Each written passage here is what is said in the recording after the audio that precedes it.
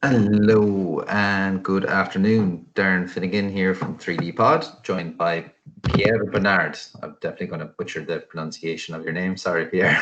It's pronounced like the like Bono, the U2 singer.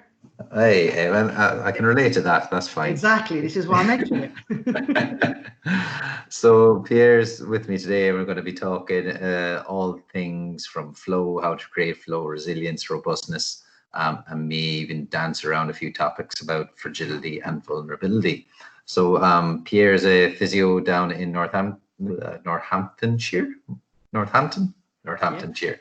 My geography is absolutely shocking when it comes to below Leeds. It goes 0. I know London's down there on the right.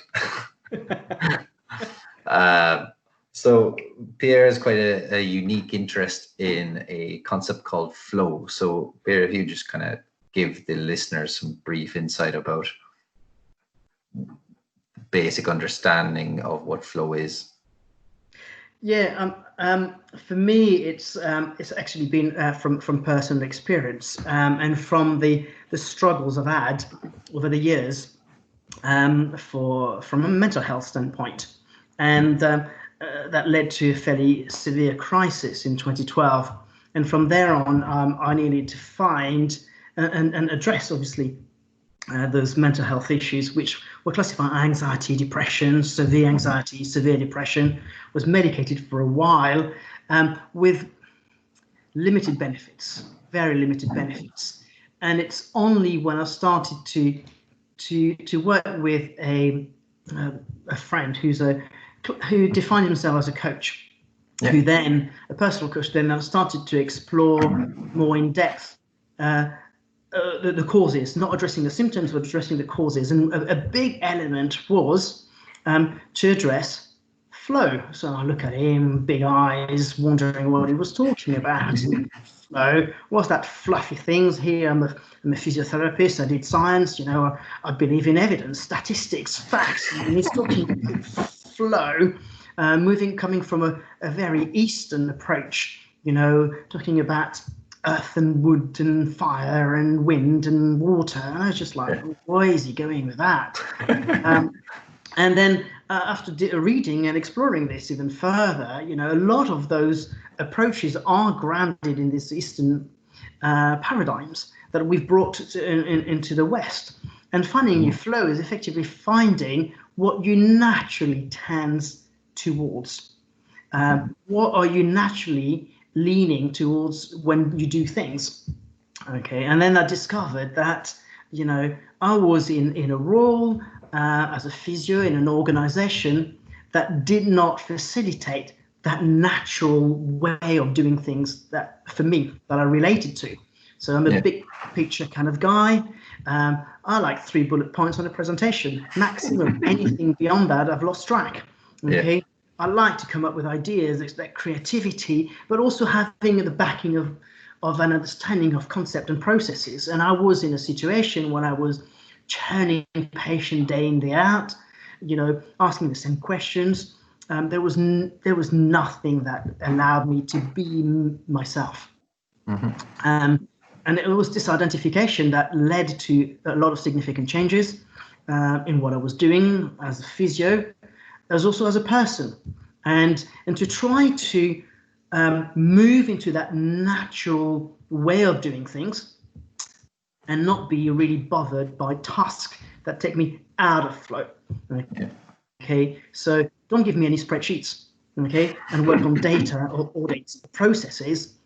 I can do this, but it's not my nature, it's not my flow.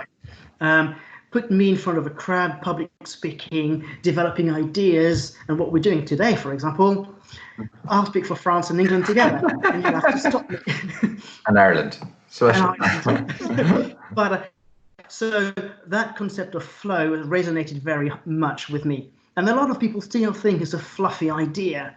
But my experience has been that many people are in roles, jobs, structures, organizations where they don't fit, to put it bluntly.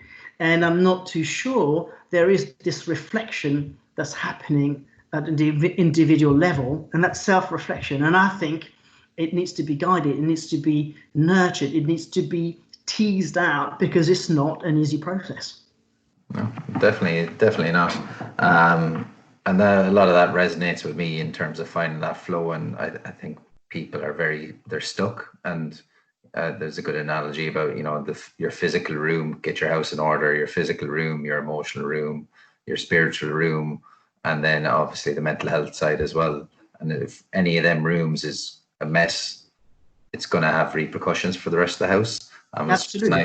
It's just nice little analogy that I found that kind of helped. And yeah, it's a lovely analogy, Darren. Indeed. I mean, something as simple. I did a little bit of army training, and the idea of doing your bed every morning, okay, is not to do the bed, okay, is to put you in a nice, to have your head clear before you start the training on the day, okay. So you put your house in order, you put your room in order, so that you're ready for the day, as opposed to have this sort of messy environment. Now, for some people, the messy environment will work.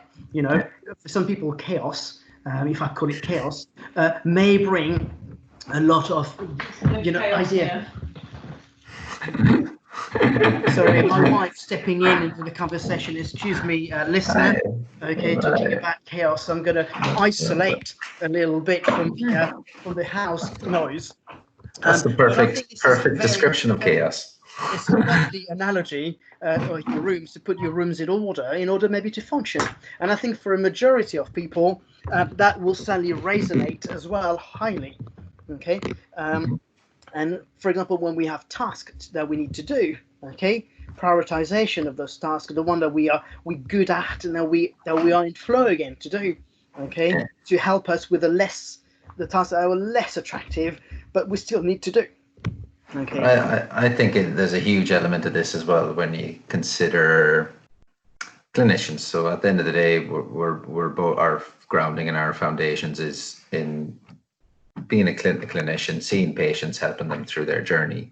But then what happens is, at a certain point, experiential wise or promotion wise or just opportunity wise, you get promoted or you do more, and then suddenly you lose focus on your purpose of becoming physio, and then you're more overwhelmed with spreadsheets, as you said, or management tasks, and it's not really it's not your initial reason for getting into the job, and you lose focus on your purpose. Yeah. And at the end of the day, they're probably the people who've, say, in hospitals and NHS trusts across the UK and other areas, where they've gone into that role and they lose touch on their purpose, but then they're suddenly managing a big, massive organization when they're not in flow. That's not their true case.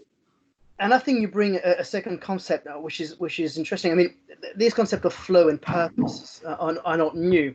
Okay, I think a lot of people who've moved into the coaching sphere or world will understand that.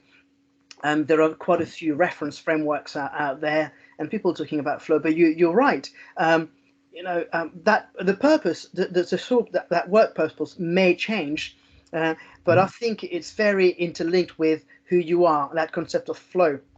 And I think we're in society where, the higher you go in responsibilities, yes, certainly there's more money, but I question whether the person remains in flow, remains in their true natural talent, for a better word. Okay, and I have heard and close to me stories where people have moved into managerial roles. Almost by default, because it was the natural progression, but then have moved away from their purpose.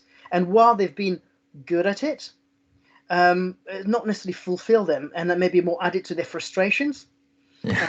And then as a result, have left the manager roles to go back to being a physio and find and rekindle, I guess, with that purpose of theirs.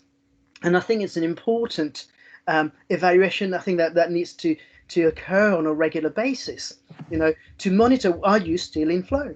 Okay. And I think you can still have very high level responsibilities as long as you still fulfill your natural trends, your natural talent, and remain in flow.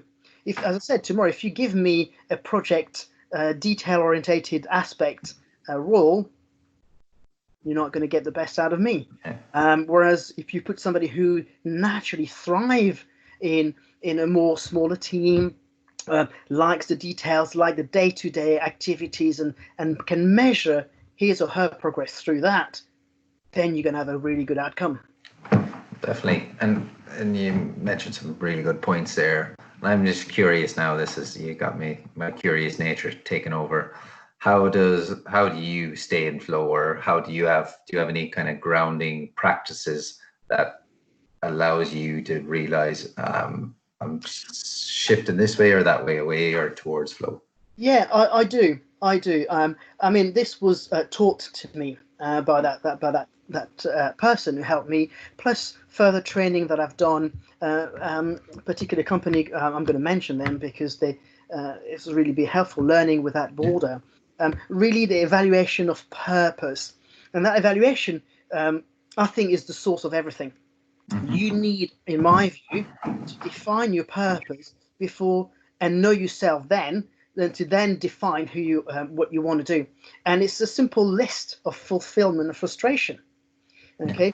And when I start to feel them out of flow because there's a bit more anxiety creeping up, I'm not doing things anymore during the day, I don't feel demotivated, and say, am I in flow?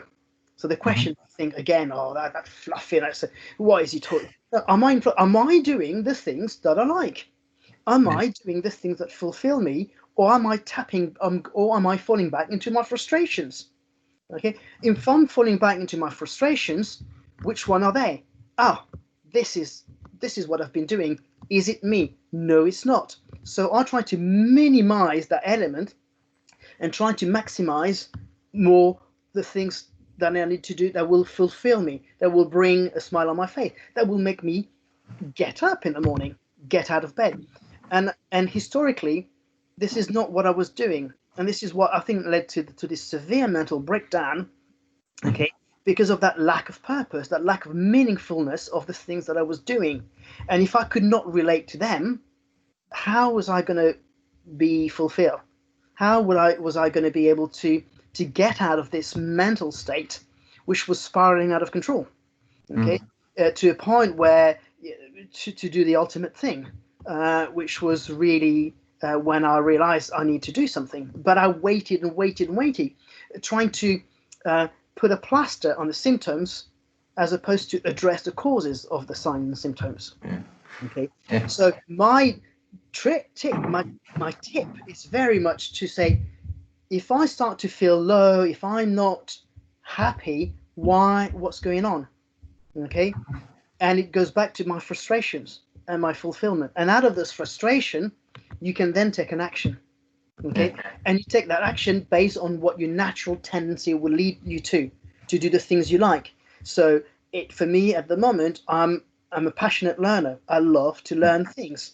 So I've engaged into a topic that I've been loved forever, Japanese culture. So I've starting to learn Japanese. Right. So brilliant. I now know my hiragana alphabet. I more or less know my katakana alphabet. I'm starting to learn my kanjis. So I have found some form of tapping into that learning element that I like, that I feel fulfilled with through an activity. Okay, I love doing webinars, podcasts. I love public speaking. I like to engage with people. So I'm going to lean and tend my activities towards those activities, as opposed to going through, I don't know, audit forms or things like that, which we are trained to doing. Okay. Yeah. And we need to do some of those things, but they don't take much of my time. Yeah, and that's the key thing. And I always find it the hypocrisy of it, that this is what we teach patients. Generally, we try and find out what they enjoy, and we try and guide them down that road and really hone in on their value-based goals and what they get kicks out and the people that they get kicks out of doing these things with. But then sometimes we don't turn the mirror inwards and actually ask ourselves whether we're doing the same. And you mentioned, you can't pull a plaster over a bullet hole. It just doesn't work. And absolutely. And I think the approach that we have with our patient is very static. And what I mean by that is we're going to ask the questions about maybe their mental state, maybe what's happening at home, what's happening at work. And we have a framework that we tend to use. But I think we acknowledge those elements. So if somebody has issues at work, we acknowledge them, but we don't address them. Where I think we need to have a more dynamic approach to our patients' issues, which are more allowing them to explore. Because if we allow them to explore through questioning, acknowledging what their answers are, then we can start a thought process, at least, or plant the seeds of that thought process in our patient to start to address what I believe are causes, as opposed to addressing the symptoms. Okay. And yes, some of them will certainly be out of scope of practice. I'm not there to address somebody's depression. I'm not a counselor or psychiatrist. But I propose that a lot of those elements certainly have maybe a social root. And I mean by that, an environmental one, whether it's work, whether it's family, whether it's lack of purpose, whether it's lack of meaningfulness, money issues, family issues, bereavement, things like these. Okay, now some of them will be better addressed by other professionals, but I think as physios, because we're talking maybe more about the physio profession here, we can still get heavily involved in this and start that process of questioning of our patient and then addressing the root cause or what we think are root causes. And this start with that concept of purpose. And I think we always go back to it. Okay, and then helping the patient to understand themselves a lot better as well. Who are they? And once you have those two elements, I think you can really support that shared decision making, those goal settings that you want to do. And they may not just be physical goals, so the patient may come with the knee problems, but actually the root cause and the all the other social elements are far more prominent sometimes than the 2 or 3 exercises we're going to give, which are important. Okay, but they're just one little element. Okay?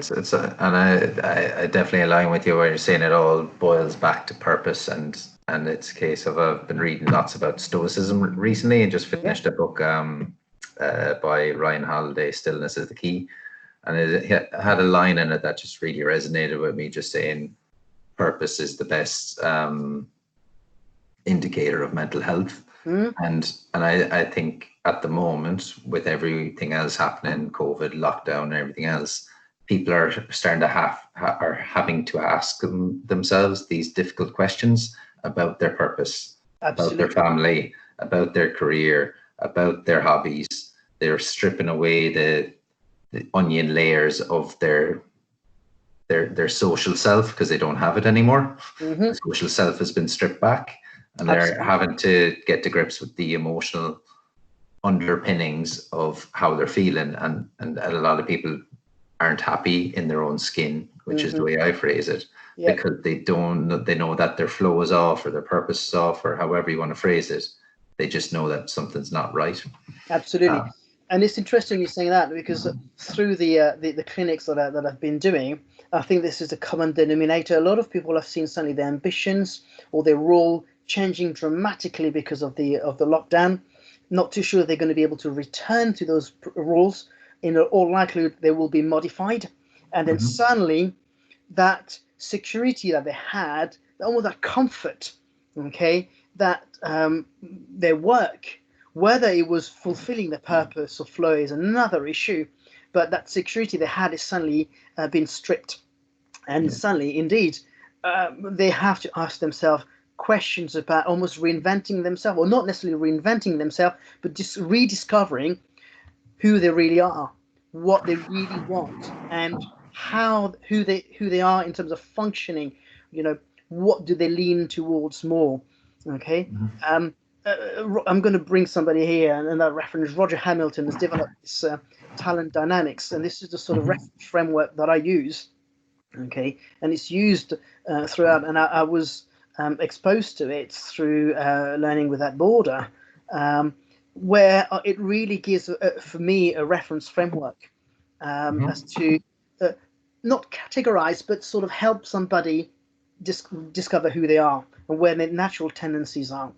And I think this is an exercise that will, a lot of people will suddenly have to do more and more, with job losses, company closing down, sectors being severely affected, with a Brexit looming as well, and it seems to be looming in a very sort of hard one. The consequences that are looming at the back of it will challenge people even further and certainly compound the impact of what COVID-19 has had on people's livelihoods, so social role, but also personal role and societal as well. And I think it's a dimension that we need to look at here. Huge. So I've been focusing a lot of my time during lockdown from a work perspective, looking at the social determinants of health, and it's pretty crazy when you look into it. They account for obviously roughly 40% of our actual overall health. Health only accounts for 10%. Our behaviors for about 30%. So it's a huge indicator, and our whole social world has been turned upside down now. And at the end of the day, a key phrase that I heard a few years ago was, we're emotional creatures who are social. We're not social creatures who are emotional, but we've learned to suppress the emotional side of things over the years. Mm-hmm. And that's why I think people they don't ask themselves the difficult question, lean into the discomfort, dance with it. That's the key thing. And thanks for sharing your journey through that as well, because that's a tough time to reflect and recount. But you're in a great position that you've gone in and you've actually gone through that, had them tough decisions and tough conversations with yourself. Yeah, and I think for me it's a constant process, and I think for everyone it should be.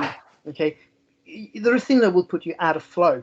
Okay, daily chores that you don't want to do. Okay, but it's reconciling yourself with those things as well.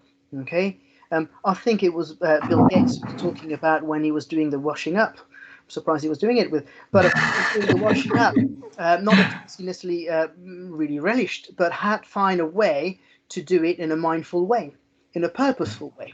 Okay, to make the task enjoyable, for a better word. Okay, so this is a bit of a stereotypical example and a bit simplistic one, but it's finding that flow even in a more mundane task. And I think that reflective approach: am I in flow? Am I not in flow? If I'm not in flow, what am I doing wrong? And I think we can talk about right and wrong here, and what is right for me. Where do I need to lean towards to be back in flow? And for me, I would say it's not a daily struggle anymore. It was a struggle for a while, but once you start to know yourself, know what you like to do, what you naturally tend to do better than other things, it becomes second nature. Watch out. What is very important is flow is not an excuse to not do the things you don't want to do. Okay? And I think this is important. Otherwise, you may never accomplish what you need to accomplish. Okay, but I think it's important to understand where you sit and where you stand.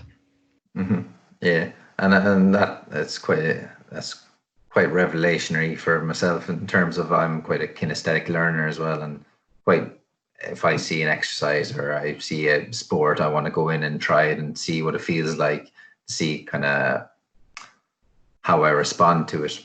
And I'm not a great swimmer. I go surfing quite regularly because I love the feeling of that wave when it catches you and just takes you, and you're like, just on such a buzz with that momentum and that feeling. And it's quite important to understand that when you're in that flow, and sometimes you'll be paddling before the wave, sometimes you'll just miss it. But just when you catch that feeling, and that's my analogy of this flow, where I'm thinking, yeah, I know that because I know when I hit that wave and ride it, that's when I'm in that state. Yeah, absolutely. And I think it's important that you discover this. I have found that being guided through that for me has helped me a lot. While you can have that self-reflection, I think it's important to have almost somebody outside who is going to ask maybe the difficult question, okay, for you to answer. For me, it's very much, I think, a guided process. And I think that we can introduce another element. The Japanese have a concept called Ikigai. Yeah. And I think I've mentioned it before. I think it's so Ikigai is a Japanese term that encompasses what you're good at, what allows you to live, and combined with your passion. Okay, so this sort of it will be different obviously for everyone. Okay, and it's allowing to find that equilibrium. Okay, where you're all the time in flow. So, for example, they give this example in the book that I read about this one of the very famous manga artists, and who's developed a lot of the manga cartoon that we see. When he retired, he turned up the next day and in the studio and started to draw again. Okay, because drawing mangas was his ikigai, so was his flow. So it's not because he'd stopped being the person in charge of the studio and pass on the management of it. When he was still managing, he was still drawing, because drawing was his ikigai. This is what he was good at. That's what put him in flow. That's what allowed him to live and make money. The rest was associated with it, but he always went back to his ikigai, his flow. In that case, him drawing and creating and developing. So you touched on there in terms of having a coach or having a guide to guide you through that. And I've said this since day one, since I became a physio. Anytime anyone says thank you to me, I'm like, thanks obviously back, but I didn't do anything. I've just guided you through this process. I've just acted as a guide. You're the one driving your own journey as such. And it's been quite interesting, because I don't like taking credit, and I don't think any therapist or physio should ever take credit for it, because it's always the patient who's doing that journey, and we're just guiding them through it. But I'm quite intrigued and interested in, obviously, for the listeners who are wondering about finding their purpose, they can go and seek a guide, seek a coach. Yeah. Which most therapists nowadays, I've referred to myself as a bit more of a health coach than anything else sometimes, as does Peter O'Sullivan. So that's probably where I copied it from. What does them what do them first steps look like for if the listeners are thinking, right, I want to get to this, I want to find my flow, I want to find my ikigai and find something that I'm passionate about, what do you think would be the best starting point for them? It's a tricky one, because I think that there's so many resources out there. It's being able to determine which one are the appropriate ones, which one will really yield something and which one will not. I was lucky to know somebody as a friend, as a coach, who really guided me through that. And his name is Nigel Wood. So whoever who listens to that, Nigel Wood in London was an extraordinary person, and I don't use this word lightly. He is an amazing person. So I was lucky to have that. I think first there's a reflective process that maybe to start individually, okay, and then is approaching somebody like a health coach. And I use the term health coach as well now. I don't really like to see, I call myself a physiotherapist because traditionally it's what people want to hear, okay? But you're right, we've become health coaches. And I think promoting our rules, I think we are in a really good position. But I think you need to find somebody who has that interest, who has that knowledge, who has that reflection, okay? And there is no structures as such at the moment. There are structures which are more professional, more for companies, okay? So that learning without border, who I mentioned earlier on, the gentleman, the person managing it with another one is a life coach himself, okay? But obviously there's a cost attached to this, okay? It's important to understand that, okay? I help people as well, okay? I start to offer this approach. In a very try to be as simple and familiar as possible and very personal, okay? But it's not an easy one. The resources are there. There's a lot of, if you like type life coach on Google, you will see a lot of things coming up. The thing is, who are they? They may have life coaching degrees. There are life coaching masters and Bachelor of Science, okay? Whether they give you, I'm not there to judge them or to gauge them. I don't know what they are. I think what is important is to pick up the phone call, have a conversation with a person, and see if that person is appropriate for you. Yeah, so it feels right. It feels right. It's a good way to do it. Yeah, you need to it needs to be right as well. The conversation you're going to have could be difficult, can be demanding. It might explore certain aspect you're not happy with. So you need to be, I think, comfortable with the person you're going to speak to. And then talk to people around you. Some people may have gone through that process themselves. They may be able to guide you towards certain people and resources they've already used. Okay, reading around the subject can be helpful as well. So it's more self-guided, but you reading somebody's experience or understanding of it. Okay, so this is how I would approach those first steps. Yeah, and it's the origins of the word coach. I believe it comes from either Hungarian or Czech origins, all it means is it's an actual carriage. So it's a horse and carriage, but was referred to as a coach in their language. And the principle behind it is the horse and the coach is getting you from one position to another. They're there to guide you. They're not riding the horse and carriage. They're not there to steer it. You're the one steering the conversation. Absolutely. And that is the key with a good coach. They may give you some directive instructions how to get there, but they shouldn't say, well, you should go here. That's not the whole point. They're not going to say what's right or wrong for you. I think is through the conversation, this is what my experience has been, and this is what I do with my patients. I'm not telling them they're right or they're wrong. Okay, I am trying to guide through conversation, through questioning, through goal setting, through environmental, identifying some environmental, social, societal, family aspect, some answers to the question they may have. And by that, they have their own journey and they find their own purpose, their own flow, and their own answers through those conversations. Okay, it's not I'm not a counselor, I'm not a psychologist. I will not deliver some outcome measures based on from the science of psychology. Okay, this is not what we're doing. We're having a conversation with a few tools to identify certain elements around purpose, around flow, around who they are, and from there on, the decisions are theirs. They're not mine. Yeah, definitely. I think this is where it's very, very important. So interestingly enough, I think there is I can't remember the company that did it, but there was an online resource I remember doing before, and they go through, a series of questions and answers, and they send you a flow report, what kind of leads you to your flow and things like that. I found it quite interesting at the time. I'll try and find the link and post it in when I post this podcast up, so for the listeners can check that out.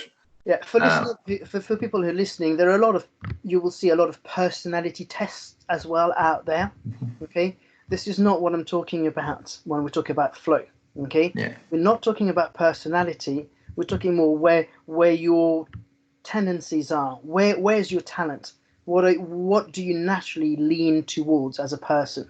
Okay, based on this identification, now the talent dynamics has a whole questionnaire at the back of it that is a test that you can take, and then you get an outcome on your profile, the type of profile they use. But they're really clear about this is not a personality, it's more a talent profile.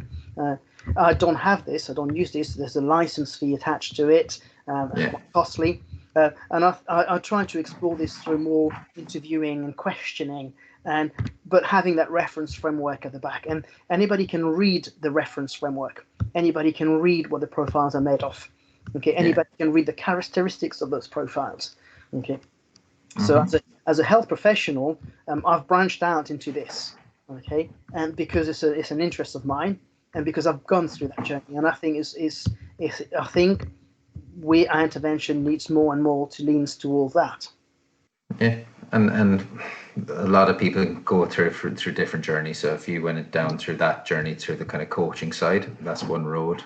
Some people end up going through my own personal situation. I went through dad passed away when I was quite young, 18, and never fully went through the grieving process. finally 15 years later went through it last year, and saw like psychology, and had a counselor for a while just to help process that grief. Absolutely. So that's from this, I suppose, for want of a better term, the psychology aspect. But again, you're still getting to the same point, which is that period of self-reflection, that period of feeling, I guess, empowered and ownership and awareness. And I think the best quality and the best compliment anyone's given me over the last 6 months or so from a personal standpoint is, you're just the most comfortable person in your own skin that I know, which was quite good. And then on the top of that said, quite like, it was a person at line manager saying that I quite like our sessions because not only do I find out about the physio bit, but I also find out more about myself. Yeah. And I was like, that's powerful, because that's bringing in that you're there to help develop them as a professional, but if they're able to help them with their own self-awareness on top of that, that's powerful leadership management. That's what I think it should be about. And this is interesting. You raised two points. I'm gonna pick on what you just said. Is you've, in my view, you've moved into that dynamic management, as opposed to the purely static, where you just ask the question, but you don't really do much about it. Okay, and I think your personal journey really highlights maybe also that other professional needs to step in. I will not pretend to be able to help somebody on the grieving aspect, even though I feel I may have some element to help. I think it may require the help of a different profession. Okay, and because I think the questions, and the emotional impact associated with a death, it was the same for me with my dad. Is something that may be a more specialized role, and more somebody who may have a better understanding of those processes. Okay, so I think it's very important as well that we know our scope. Okay, I use my coaching very much in a work-related environment.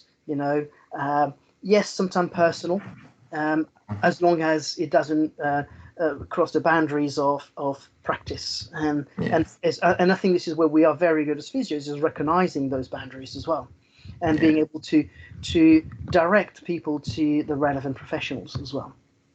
Yeah, and and that's a key thing, and it's quite an interesting point when you get to that with certain people, clients, patients, whatever you want to refer to it as, and having that awareness of, right, I need to move you on to someone else who's more skilled and qualified and experienced in this field, because that's their scope of practice. This is mine.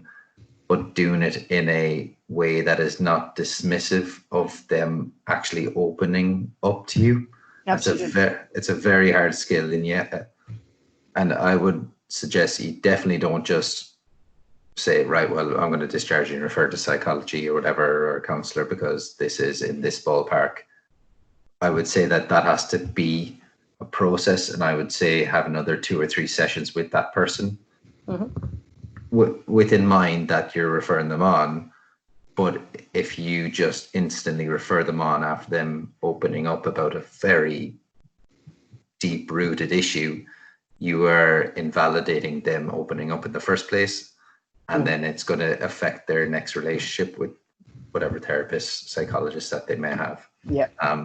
So it's pretty important, that process, particularly nowadays and in the coming months, because I can imagine that these conversations are going to be quite prevalent over the coming months. Absolutely.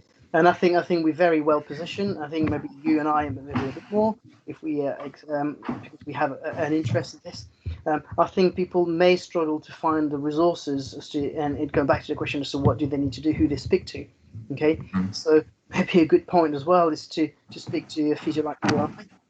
Okay, we can also have those conversations, direct them if needs be as well. Yeah, definitely. Pierre, it's been awesome as always. I kind of love our chats anytime we chat. Interesting chat, to say the least. Thank you very much. I'm Darren.